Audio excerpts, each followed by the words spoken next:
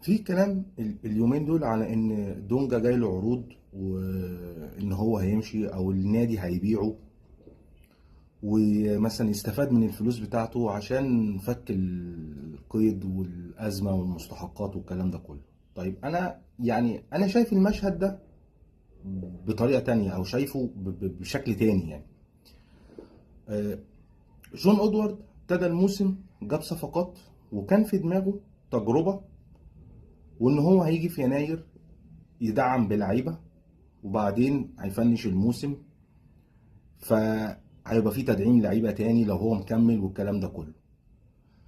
طيب انا شايف ان جون ادوارد هو بيفور اللعيبه القديمه واحده واحده، بس بالطريقه، يعني بيستغل الازمات وبيفورها واحده واحده بالطريقه. ودي وجهه نظري. ليه؟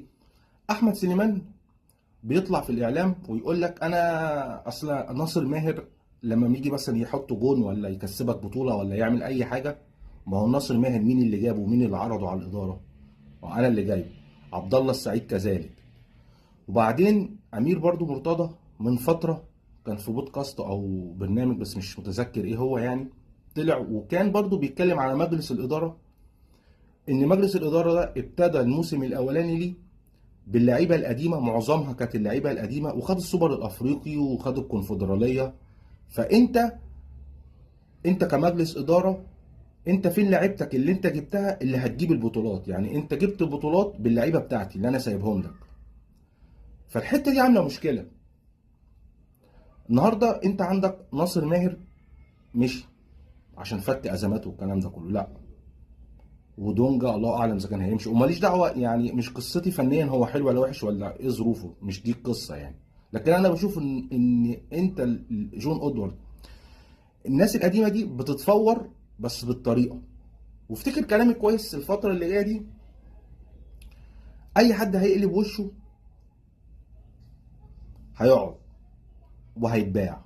النهارده انت عندك عواد عامل مشكله، كان معروض للبيع وغالبا ممكن يتباع. الدور جاي على عبد الله السعيد، وافتكر كلامي. الدور جاي برضو على ناصر منسي، وافتكر كلامي. جون ادوارد من ملخص الكلام ده كله، جون ادوارد عايز يعمل تيم لما ياخد بيه البطولات انا اللي جايبه، انا اللي عملت التيم ده، انا اللي عملت الفرقه دي، حته الانا. مش مهم بقى ايه اللي يحصل، ايه اللي يتم. فده يعني ده ملخص الموضوع، وده الغرض من القصه دي كلها. هو لا فك قيد ولا الكلام ده كله ولا مستحقات ولا